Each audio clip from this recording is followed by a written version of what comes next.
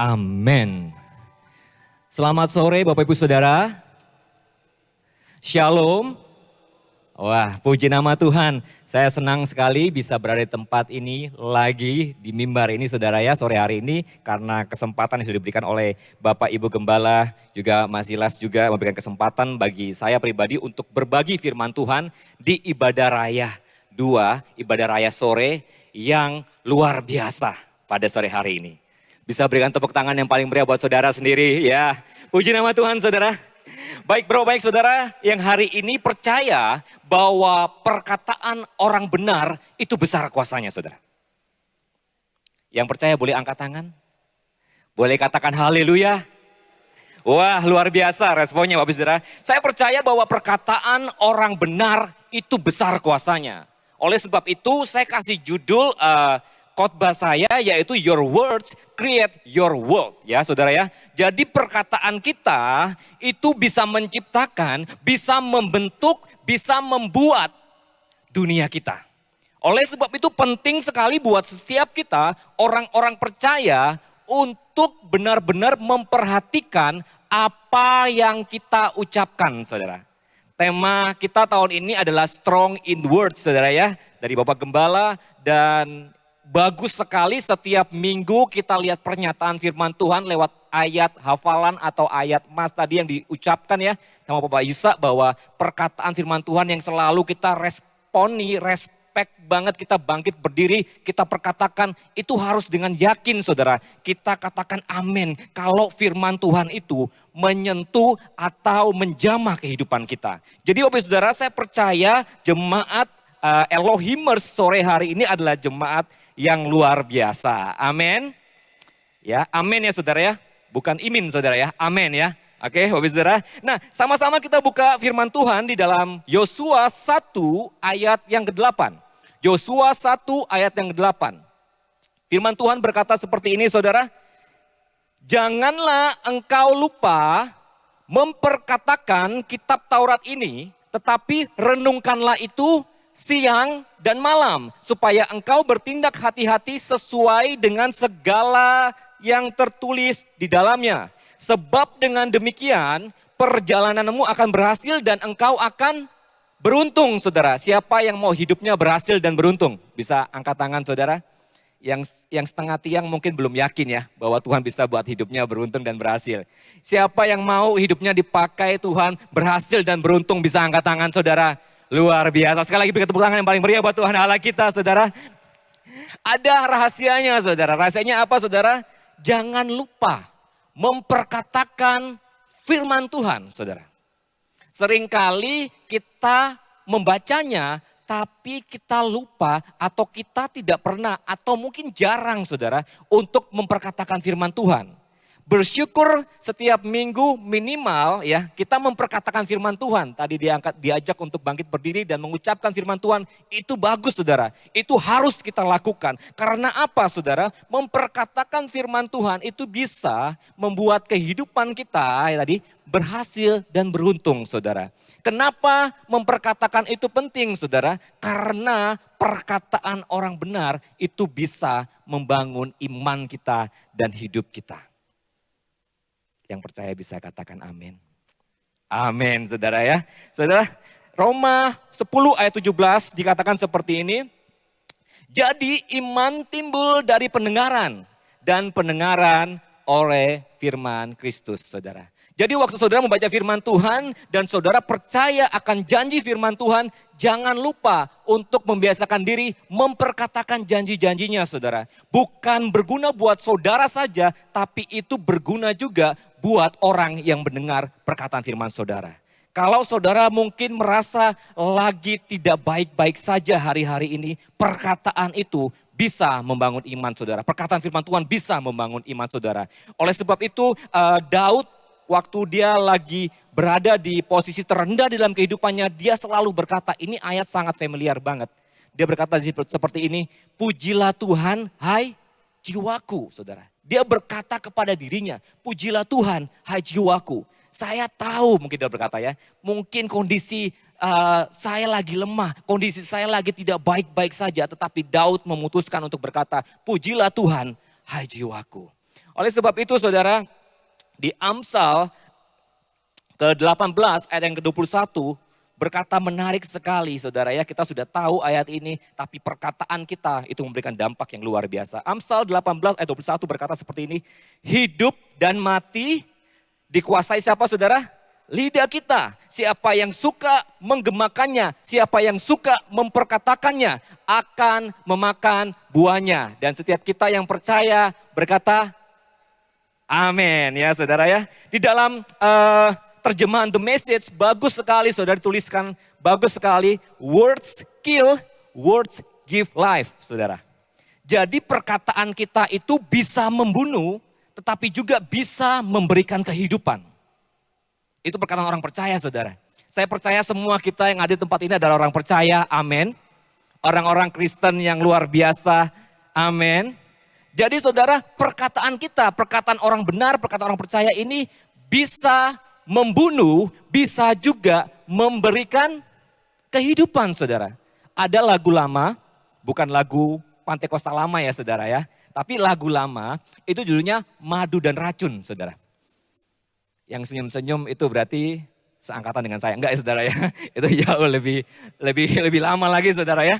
Ya, ada lagu judulnya Madu dan Racun ya. Madu ya. Di mana saudara? Wah, racun. Ya, saudara. Saudara bisa lanjutkan nanti ya di rumah ya, saudara ya. Ya, ada madu, ada racun. Ini perkataan orang dunia, saudara. Ada madu, ada racun. Artinya, saudara, perkataan kita juga bisa menjadi racun buat orang lain, buat saudara seiman kita, atau mungkin keluarga kita, orang terdekat kita. Tapi perkataan kita juga bisa menjadi madu. Bisa menjadi sesuatu yang menyembuhkan, menyehatkan saudara. Oleh sebab itu kita sebagai orang percaya, orang-orang Kristen harus menjaga setiap perkataan yang keluar dari mulut kita. Sama-sama katakan dengan saya mau menjaga perkataan yang keluar dari mulut saya.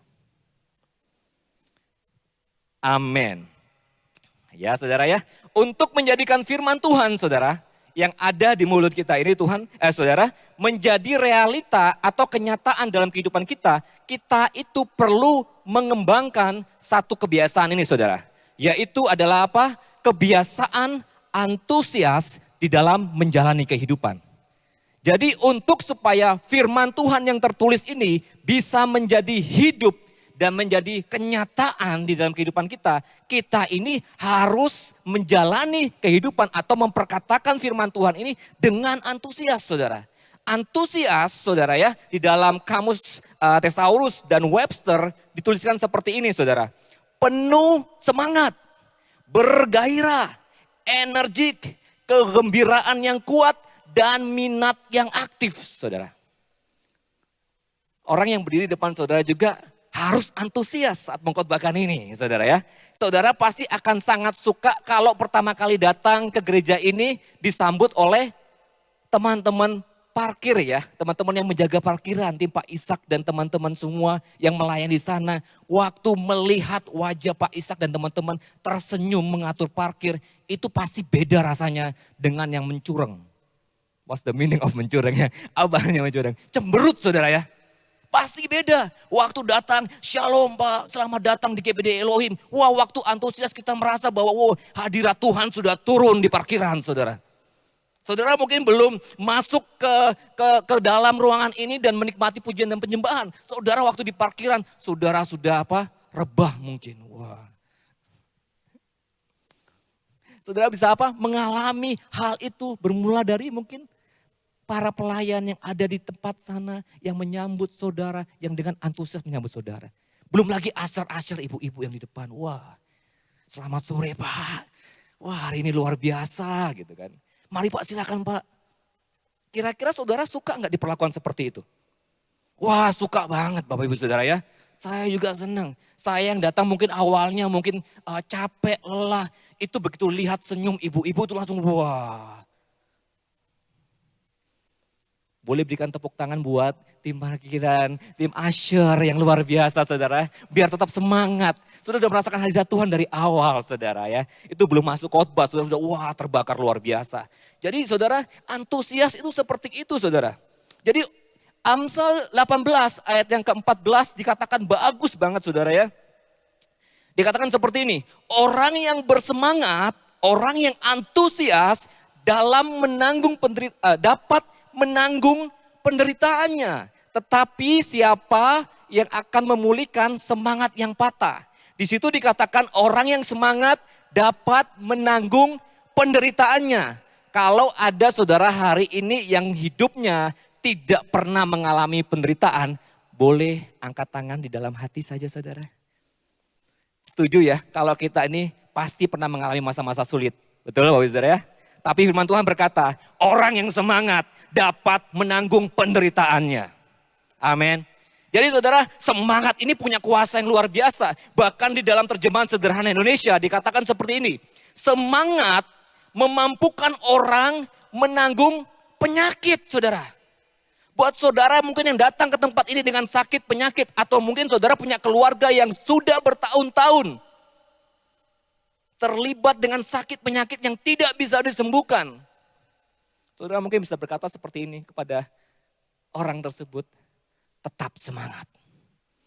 Jangan putus asa. Jangan menyerah.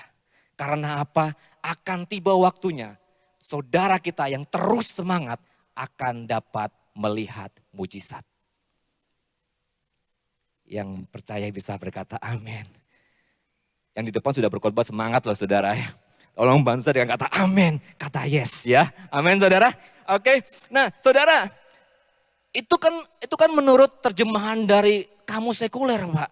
Kalau Alkitab seperti apa? Apakah Alkitab juga memperkatakan semangat itu penting? Tadi sudah kita buka firman Tuhan banyak ya saudara. Ternyata saudara, antusias di dalam bahasa Yunaninya artinya entheos.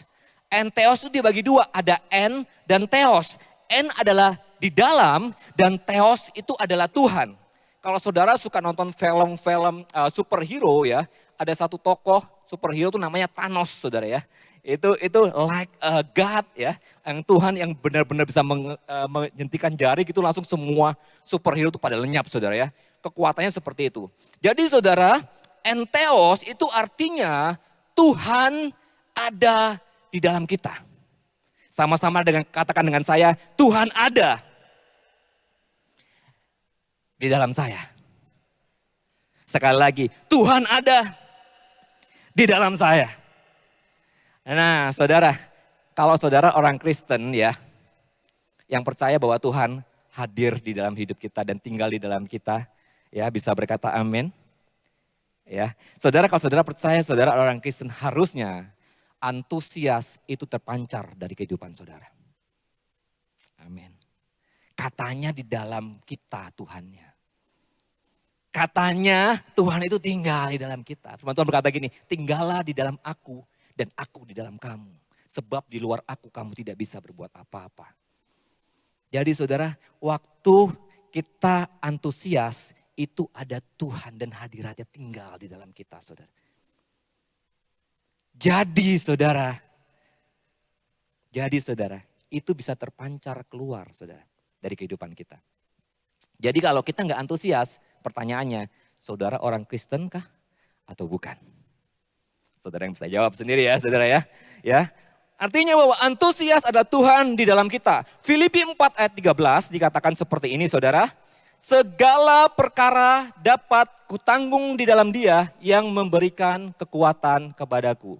Masalah boleh datang, penderitaan boleh datang, ya, sakit penyakit boleh datang. Hidup kita berada di lembah saat ini dan banyak sekali pencobaan yang sepertinya nggak berhenti-henti datang kepada kehidupan kita. Kalau kita antusias, dengarkan firman Tuhan ini, segala masalah apapun dapat kita tanggung. Karena apa saudara? Karena kekuatan yang Tuhan beri buat kita. Aminnya baru 1-2 orang. Amin. Ya, sekali lagi bagi tepuk tangan yang paling meriah buat Tuhan Allah kita saudara. Yes. Saudara, sikap antusias itu terlihat dari bagaimana respon yang keluar dari hidup kita. Kenapa saudara tadi berkata amin, saudara perlu berkata shalom dan dijawab saudara berkata yes jika ada firman Tuhan yang datang kepada saudara. Dan saudara berkata firman Tuhan itu buat saya, saudara berkata yes, itu penting saudara. Ternyata saudara ya, salah satu bukti bahwa hidup kita antusias adalah respon kita yang keluar seperti apa. Jadi gak mungkin saudara berkata, saya antusias. Begitu disapa sama Asher, diem aja. Saya antusias memuji Tuhan, saya antusias memuji Tuhan. Saudara cuma duduk di bangku dan lipat tangan saja.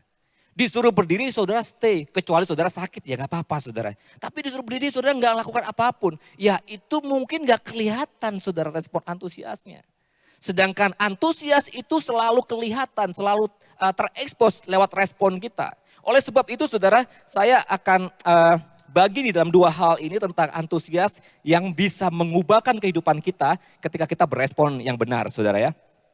Yang pertama, antusias kita itu mendatangkan kuasa manifestasi daripada Roh Kudus saudara. Ternyata antusias waktu kita bersemangat memuji Tuhan, waktu kita bersemangat berjabat tangan dengan saudara kita seiman, waktu kita bersemangat bekerja, waktu kita bersemangat bersih-bersih rumah, waktu kita semangat mengurus anak kita, bahkan waktu kita bersemangat mencium istri kita. Itu bisa mendatangkan hadirat Tuhan di tengah-tengah kehidupan saudara. Ya, saya akan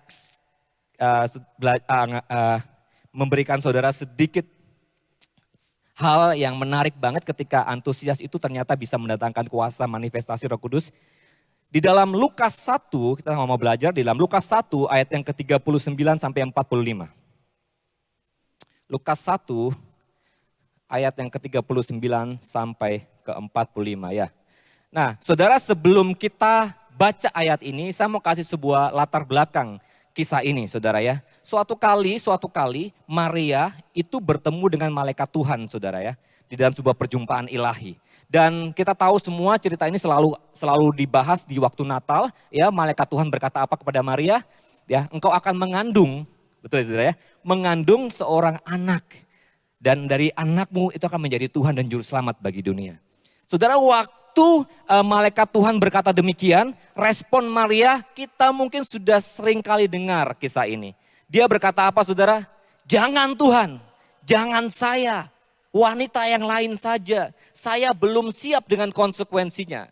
Saudara bisa kebayang kalau misalnya pesan Tuhan itu datang kepada kehidupan saudara di hari-hari ini. Saudara belum punya pacar, belum punya suami, menikah juga belum. Tiba-tiba hamil saudara. Pasti berat kan saudara. Apalagi di masa itu saudara. Itu juga berat sekali. Itu hukumannya rajam saudara. Karena dipikir apa? Berzina saudara. Jadi benar-benar itu pasti mati. Konsekuensinya berat sekali. Tapi menariknya kita tahu semua kisah ini. Maria tidak menolak itu. Maria berkata apa? Terjadilah sesuai dengan perkataanmu. Artinya gini, amin. Waktu Tuhan ngomong, engkau akan mengandung seorang bayi. Dan engkau akan menamakan dia Kristus gitu kan.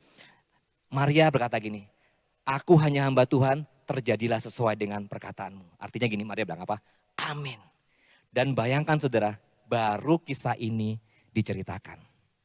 Ya, kisah ini baru ceritakan gini. Suatu kali, di ayat tadi ya, di Lukas 1 ayat 39. Lukas 1 beberapa waktu kemudian setelah Maria bertemu dengan Tuhan, beberapa waktu kemudian berangkatlah Maria langsung berjalan ke pegunungan menuju sebuah kota di Yehuda. Di situ ia masuk ke rumah Sakaria dan memberi salam kepada Elisabet ya. Dia memberi salam kepada Elisabet. Elisabet adalah saudara perempuan daripada Maria. Jadi waktu itu Maria datang ke rumah Elisabet. Dia sangat antusias, yang saya percaya bahwa Maria antusias karena dia gak menolak perkataan Tuhan, dia berkata amin, dia terima dengan antusias. Maria juga antusias datang ke rumah Elisabet, pengen cerita saudara tentang kejadian ini. Dia pengen sekali untuk bercerita kepada Elisabet. Lalu di ayat 41, nah saudara, dan ketika Elisabet mendengar salam, di ayat 40 sekali lagi. Nah waktu Maria datang ke rumah Elisabet, dia mengucapkan salam saudara. Nah salam ini kalau kita lihat di dalam berbagai terjemahan itu cuma greeting, salam dan sebagainya. Kalau di dalam terjemahan The Jewish Bible saudara dikatakan gini, shalom greetings. Shalom greetings. Nah arti kata shalom saudara ya, kita mungkin sudah tahu ini, kita belajar ini. Arti kata shalom artinya damai sejahtera Allah tinggal atasmu. Jadi waktu Maria datang ke rumah Elizabeth, dia berkata apa? Selamat pagi, pada enggak saudara. Dia berkata apa? Shalom. Artinya apa? Damai sejahtera Allah tinggal atasmu. Waktu Maria mengucapkan kata-kata itu, maka suasana di rumah Elizabeth lalu berubah saudara. Elizabeth mungkin gak mendengar salam Maria karena repot di dapur mungkin saudara. Lagi cuci piring mungkin ya saudara ya. Lagi cuci bajunya Yohanes ya. Lagi cuci bajunya apa namanya? Zakaria mungkin saudara ya. Lagi potong-potong bawang mungkin. Dia sibuk sekali. Sehingga apa? Mungkin dia gak mendengar salam daripada Maria. Tapi lihat ini di ayat yang ke-41. Di ayat yang 41 tadi dikatakan apa? Waktu Maria mengucapkan kata-kata shalom, damai sejahtera tinggal atasmu. Apa yang terjadi saudara? Maka melonjaklah anak yang di dalam rahimnya Elizabeth. Melonjak saudara. Waktu kalau kita lihat wanita hamil seringkali kan mungkin ada tangannya yang keluar ya saudara. Aduh lucu banget tangannya keluar, imut ya. Kakinya keluar saudara ya. Wah kita pegang-pegang mungkin perut istri kita, wah lucu sekali. Tapi Alkitab menulis bukan tangannya yang keluar saudara. Bukan kakinya yang kelihatan di perut Elizabeth saudara. Tapi Alkitab mencatat apa? Bayinya melompat saudara. Saudara pernah dengar kasus bayi melompat saudara di dalam kandungan? Atau anak melompat dalam kandungan? Itu bisa keguguran mungkin kali ya saudara ya. Wah ini dampaknya besar sekali. Tapi lihat ayat selanjutnya. Ketika apa? Ketika Elizabeth mendengar salam Maria melonjaklah anak di dalam rahimnya. Dan Elizabeth pun penuh dengan Roh Kudus. Saya ulangi sekali lagi. Maria datang ke rumah Elizabeth untuk apa saudara? Untuk bercerita tentang pengalamannya dia bertemu dengan Tuhan. Dengan antusias dia mau cerita sama Elizabeth. Tapi di ayat selanjutnya, di ayat 42 dikatakan, waktu Elizabeth penuh dengan Roh Kudus, apa yang dikatakan? Elizabeth lalu berkata, diberkatilah engkau di antara apa? Semua perempuan dan diberkatilah buah rahimmu di ayat 43. Siapakah aku ini sampai siapa saudara? Ibu Tuhanku datang mengunjungi aku. Saudara Elizabeth sama Maria sudah bercerita sebelumnya saudara? Belum. Baru mau ketemu saudara. Hanya gara-gara salam Maria yang diresponi dengan antusias oleh bayi atau anak di dalam kandungan Elizabeth. Lalu Elizabeth dan anaknya penuh dengan Roh Kudus. Ketika dia penuh dengan Roh Kudus, perkataan-perkataan hikmat, perkataan-perkataan profetik saudara ya, keluar dari mulut Elizabeth. Siapakah aku ini? Sampai ibu Tuhanku ini datang mengunjungi aku. Karena apa saudara? Bayi yang antusias saudara.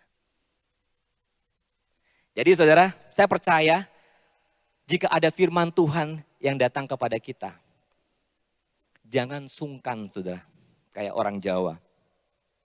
Malu. Kalau firman Tuhan itu ngena sama kita, nggak apa-apa kita bilang amin. Nggak apa-apa kita bilang haleluya, kita bilang yes. Karena kita nggak pernah tahu kalau ternyata firman itu bisa mengubahkan kehidupan kita.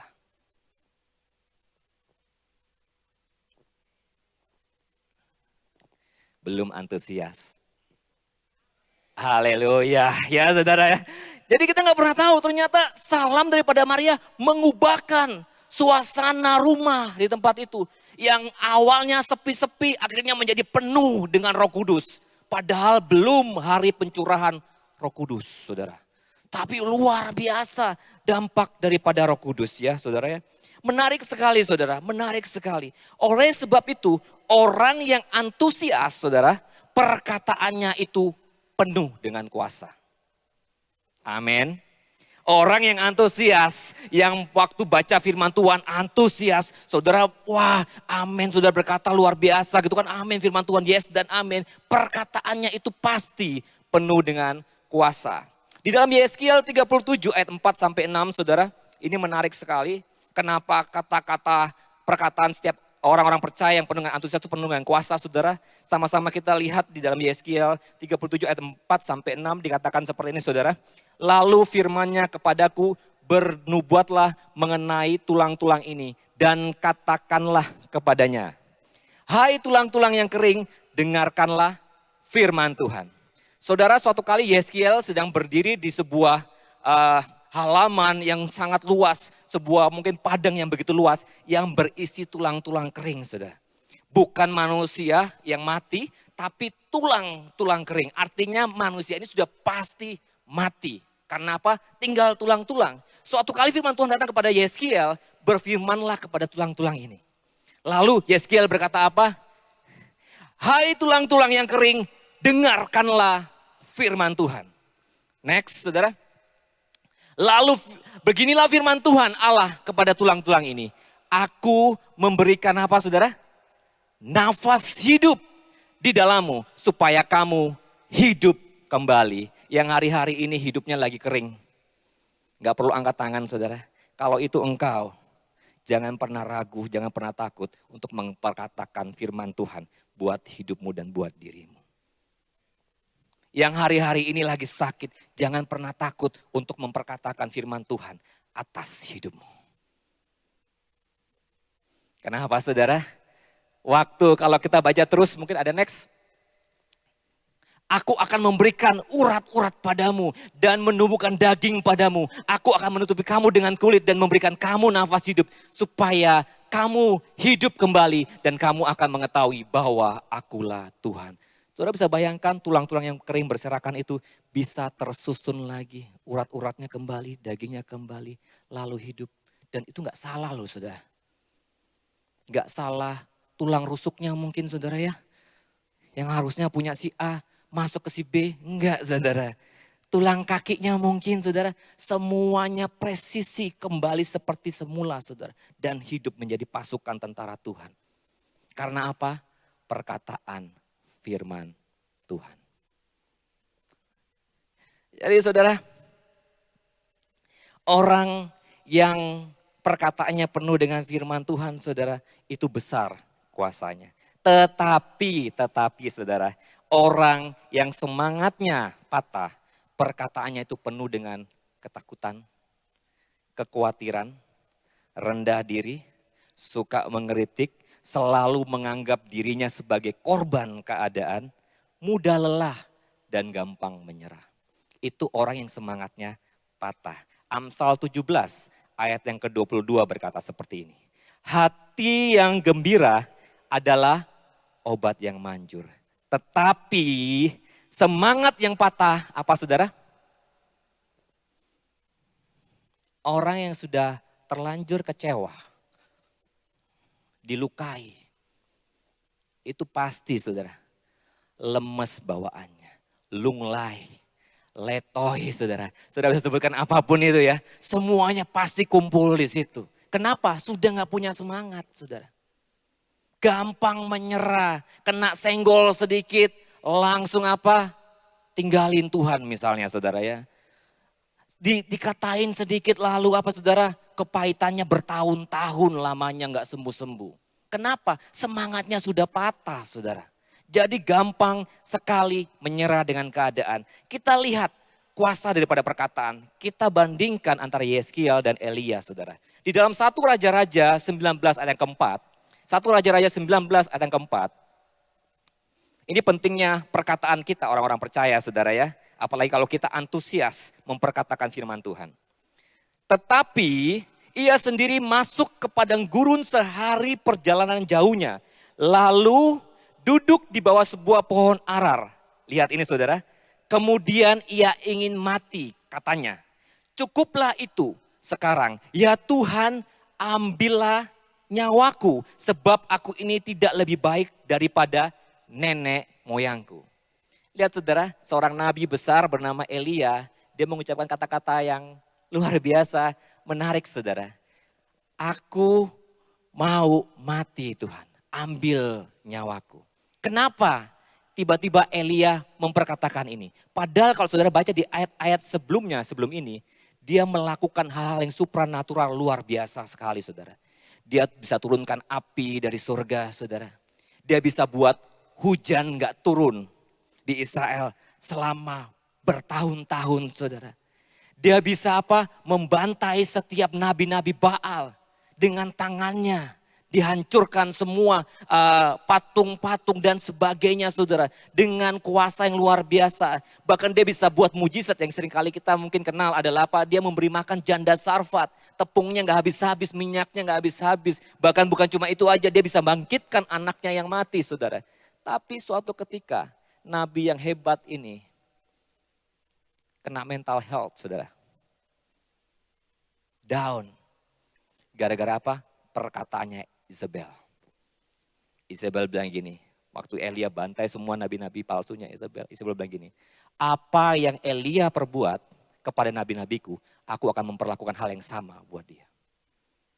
Lalu ketakutanlah Elia. Dia menyingkir dari panggilannya, dia pergi dari panggilannya. Dia mengasingkan diri ke padang gurun. Bahkan Alkitab mencatat dia meninggalkan bujangnya. Teman sepelayanannya dia tinggalkan saudara. Untuk dia berjalan sendirian begitu jauh. Dan apa? Tidur di bawah pohon ara. Pak, seringkali kan kita butuh istirahat Pak. Ya betul saudara. Tapi mari kita simak kelanjutan daripada ayat-ayat ini saudara ya. Dia mungkin waktu itu istirahat. Tuhan pelihara hidupnya, betul. Tuhan pelihara dia. Elia ada air, ada makanan, minumlah dan berjalanlah. Tapi kita lihat saudara, orang yang sudah patah hati, yang sudah kehilangan semangat. Kita lihat saudara ya. Di ayat yang 1 Raja-Raja 19 ayat yang ke-9. Ketika dia bangkit dari pohon itu, dia melanjutkan perjalanannya selama 40 hari lamanya ke Gunung Horeb saudara. Dan di Gunung Horeb dia ngapain saudara? Dia masuk ke gua. Biasa kalau anak-anak muda atau mungkin saudara pencinta bola ya. Biasa gua itu jadikan meme saudara ya. Kalau ada tim yang kalah ya. Timnya pasti selalu apa? Dibecandain saudara ya. Yuk masuk gua rame-rame. Diam di situ, bersembunyi di situ. Terisolasi di situ. Dan itu yang Elia lakukan. Setelah dia tidur di padang gurun di bawah pohon arar, dia pergi sih beranjak jalan, tetapi dia juga tetap masuk lagi ke gua saudara. Enggak kembali ke panggilannya, enggak kembali melayani Tuhan lagi. Di situ dikatakan apa saudara? 1 Raja-Raja 19 ayat 9. Di sana masuklah ia ke dalam sebuah gua dan bermalam di situ. Maka firman Tuhan datang kepadanya demikian. Apakah kerjamu di sini Elia? Orang yang semangatnya patah, kalau nggak bisa bangkit dan pulih, akan semakin terprosok saudara. Akan semakin turun ke bawah saudara. Bahkan Elia nabi besar itu tidak lakukan apapun karena takut, kecewa, khawatir, pahit. Apapun itu saudara, ada di hidupnya. Bahkan kalau saudara baca terus ayat itu, menarik sekali saudara. Di ayat yang ke-19 ya, di 1 Raja-Raja 19. Menarik sekali. Tiba-tiba judul firman Tuhan ini keluar. Elisa terpanggil. Saudara tahu artinya apa saudara? Ada orang yang siap mereplace, menggantikan posisi Elia.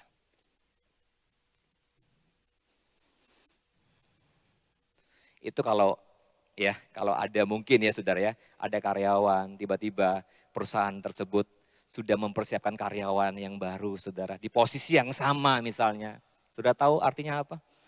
Saudara harus evaluasi diri, ada apa dengan saudara? Siap-siap aja, masukkan semua barang-barang Anda di kotak ya. Entah itu direkomendasikan atau dipromosikan, puji Tuhan kalau itu. Kalau saudara di PHK, ya itu bahaya saudara. Ketika dia down Elia, tidak ada hal spektakuler lagi yang terjadi dalam kehidupannya. Kecuali dia naik ke surga dengan kereta api. Bukan dengan kereta api ya saudara, dengan kereta yang berapi ya saudara ya. Bukan kereta api ya saudara ya. Belum ada KAI situ ya. Jadi dia naik ke surga, coba itu aja saudara. Sisanya semua biasa-biasa saja. Hati-hati dengan mulut kita.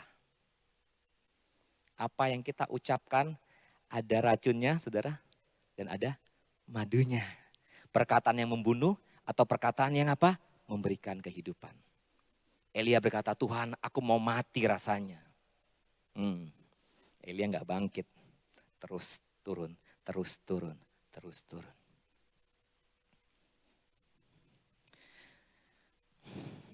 Oleh sebab itu saudara, penting sekali waktu kita berada di posisi kering dan di bawah, jangan pergi sendirian saudara. Kita butuh orang lain. Amin. Sama-sama katakan, saya perlu orang lain. Coba lihat kanan kirinya, pastikan itu orang yang tepat untuk bisa tolong saudara kalau saudara lagi kering. Dengan senyum yang antusias saudara ya. Pastikan saudara. Sebab kenapa saudara? Di dalam 1 Korintus 13 ayat yang ke-33b dikatakan seperti ini. Pergaulan yang buruk merusakkan kebiasaan yang baik. Bahkan ada satu quotes saudara di dalam bahasa Inggris yang cukup terkenal. Show me your friend and I will show you your future. Tunjukkan kepada saya temanmu dan saya akan menunjukkan kepadamu masa depanmu. Pergaulan kita ya saudara, dengan siapa kita bergaul, dengan siapa kita berteman, itu akan menentukan masa depan kita. Mazmur 100, Mazmur 1 ayat 1 berkata seperti ini, berbahagialah orang yang tidak berjalan menurut nasihat orang fasik, yang tidak berdiri di jalan orang berdosa, dan yang tidak duduk dalam kumpulan pencemooh. Kita perlu orang yang benar untuk apa? Untuk ada di sekitar kita. Supaya apa saudara? Waktu kita lemah, waktu kita kering, waktu kita jatuh, kita ada yang tolong. Saya akan tutup dengan satu closing ini sebelum saya masuk ke poin yang kedua. Saya bisa minta tolong istri saya bisa naik ke sini saudara. Boleh berikan tepuk tangan buat istri saya. Ini istri saya saudara. Akan tolong saya saudara. Saya berdoa ini kiranya ilustrasi ini bisa menolong, bisa membantu saudara untuk bisa paham bahwa antusias itu luar biasa kalau kita hidup di dalamnya saudara ya. Saudara, di tangan saya ini ada sebuah korek saudara. Ya, ini korek ya saudara ya. Saya nggak tanya saudara punya rokok atau enggak ya saudara ya. Ini korek sebagai ilustrasi ya saudara. Ini korek saudara. Hidup yang antusias itu seperti hidup yang berapi-api seperti ini saudara. Menyala saudara. Menyala saudara. Tapi pada realitanya saudara, saya nggak tahu mungkin saudara waktu dengar firman Tuhan hari ini, pada sore hari ini saudara lagi on fire. Saudara wah menyala-nyala, saudara antusias. Tapi setelah saudara mungkin pulang dari tempat ini, realita kehidupan terjadi. Ada kalanya saudara, kemungkinan saudara ya, kemungkinan hidup kita yang menyala ini bertemu dengan penderitaan, bertemu dengan kepahitan, bertemu dengan sakit hati, bertemu dengan perkataan-perkataan negatif yang datang kepada kehidupan kita. Sehingga apa yang terjadi? Sehingga hidup kita mati apinya, bahkan bukan cuma mati saja saudara, bisa jadi hidup kita masuk ke dalam sebuah lubang yang di situ ada airnya. Yang tadi berapi-api, kena air, apa yang terjadi saudara? Melempem, dingin. Bahkan yang terjadi adalah apa saudara? Waktu kita mencoba untuk menyalakan korek yang masuk ke air, tidak akan pernah bisa menyala lagi saudara. Itu fakta realita yang terjadi dalam kehidupan kita. Ketika masalah, pencobaan, tantangan semua datang kepada kehidupan kita. Apinya padam saudara. Karena kita ada di dalam sebuah wadah yang mengisolasi kehidupan kita. Nggak ada satu orang pun yang datang untuk bisa tolong kita mungkin. Bahkan untuk bisa keluar dari gelas ini saudara yang berisi air ini juga mungkin sulit saudara. Oleh sebab itu waktu kita berada di posisi seperti ini, kita butuh orang lain. Bahkan saudara yang dengar firman Tuhan ini yang masih hidupnya antusias, jangan pernah matikan api saudara. Tetap antusias saudara. Tetap menyala-nyala. Karena apa saudara? Karena api ini bisa tolong saudara kita yang lagi dingin. Ya saudara ya, Waktu kita angkat teman kita, ini kelihatan ya saudara ya? Oh ada, oke. Kelihatan saudara ya, yang hijau ini yang tidak bisa menyala saudara, yang tidak bisa menyala. Waktu kita ini Elohimers, wah yang dengar firman Tuhan hari ini, yang masih terus on fire, ya saudara. Kita perlu datangin orang yang seperti ini saudara. Supaya apa? Hidupnya bisa kembali menyala. Amin. Berikan tepuk tangan yang paling meriah buat Tuhan Allah kita. Yang ini gak boleh padam saudara. Yang ini gak boleh mati. Harus tetap dibangun dengan kebenaran firman Tuhan setiap hari. Supaya apa? Supaya yang tadi dingin itu bisa dibakar kembali. Karena apa? Orang yang seperti ini akan sangat sulit untuk bisa kembali menyala-nyala lagi. Bisa kembali antusias lagi. Bahkan ketika seorang diri pun tetap gak bisa nyala saudara. Tetap butuh orang lain yang hidupnya menyala untuk menyentuh kehidupan mereka. Bahkan bukan itu saja. Harus ada tindakan aktif dari orang yang sudah dingin, yang kering. Itu harus ada tindakan untuk memencet tombolnya saudara. Supaya apa? Supaya bisa dibakar. Maaf saudara ya. Supaya bisa dibakar kembali saudara ya.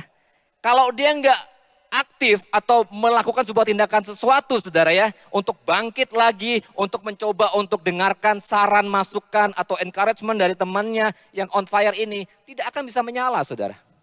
Mau sekuat apapun sampai saudara kehabisan bahan bakar sekalipun tidak akan pernah bisa menyala. Itu perlu ada sebuah tindakan respon yang aktif. Sampai apa saudara? Sampai orang seperti ini. Sampai orang seperti ini ya saudara ya. Bisa, semoga bisa ya saudara. Harus terus mencoba untuk menyingkirkan kepahitannya ya. Harus terus mencoba untuk menyingkirkan segala sesuatu yang buruk yang selama ini dia pendam. Harus terus saudara menyingkirkan sampai dia bisa nyala.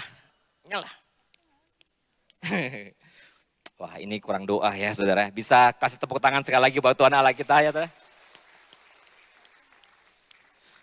Wah, ini apa kelamaan direndam ya? Terlalu lama dingin ya saudara, hidupnya mungkin ya saudara ya.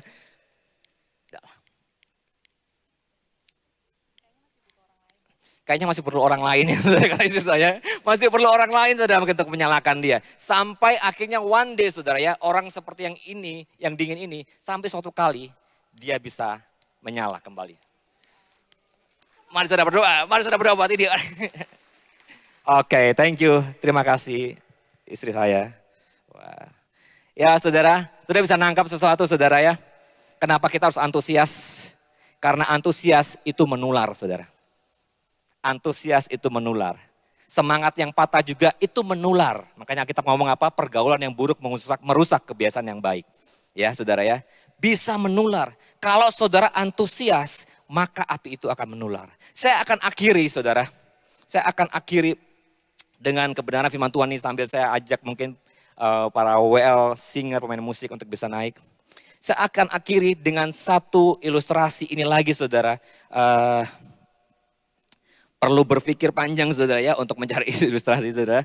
Saya akan akhiri dengan satu ilustrasi ini saudara. Antusias itu harusnya, orang yang antusias itu adalah orang yang bisa menentukan satu keadaan tertentu saudara.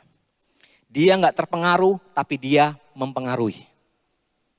Sekali lagi saudara, orang yang antusias adalah orang yang sebenarnya bisa menentukan keadaan di suatu tempat tertentu saudara. Dia tidak terpengaruh tapi justru dia malah mempengaruhi. Saudara saya akan tutup dengan ilustrasi ini sebelum selesai saudara. Saudara yang ada di tangan saya ini adalah apa saudara bisa kelihatan? Wah, okay. Ada termometer saudara ya. Saudara percaya dengan iman saja ini termometer kalau nggak bisa melihat saudara ya. Ada termometer. Kita semua tahu termometer ini fungsinya apa? Mengukur suhu, betul saudara ya. Mengukur suhu yang ditaruh di sini. Untuk apa? Mengetahui suhu badan kita. Kalau dia naik berarti suhu badan kita sedang tidak baik saudara atau panas. Kalau kita dingin, termometernya juga ikut turun. Nah, termometer ini naik dan turun tergantung keadaan tubuh kita. Kalau panas dia naik, kalau dingin dia turun saudara. Antusias saudara kalau seperti termometer itu saudara akan mudah menyerah dengan kehidupan. Akan cepat dingin lagi seperti korek tadi saudara. Tapi harusnya orang yang antusias itu hidupnya seperti termostat saudara. Termostat adalah alat yang ada di AC-AC yang saudara lihat di kanan kiri saudara untuk mendinginkan ruangan. Kitalah yang menentukan.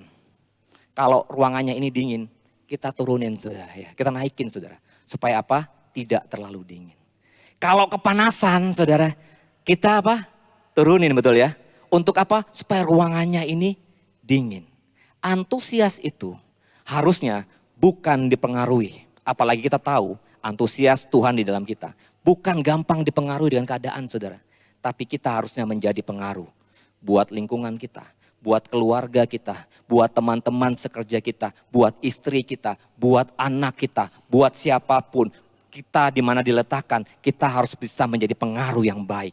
Dan mengubah keadaan dengan firman Tuhan. Amin saudara. Amin. Mari sama-sama kita percaya dan kita berdoa bahwa hidup yang antusias itu ada di dalam kita. Berapa banyak saudara yang percaya dan mulai antusias untuk bisa bertumbuh, untuk bisa memperkatakan janji Tuhan, untuk bisa memperkatakan keadaan saudara mungkin yang tidak sedang baik. Saudara bisa memperkatakan dengan iman, maka semuanya akan terjadi sesuai dengan kebenaran firman Tuhan. Bisa berkata, amin. Sama dengan Bapak Ibu saudara untuk bangkit berdiri.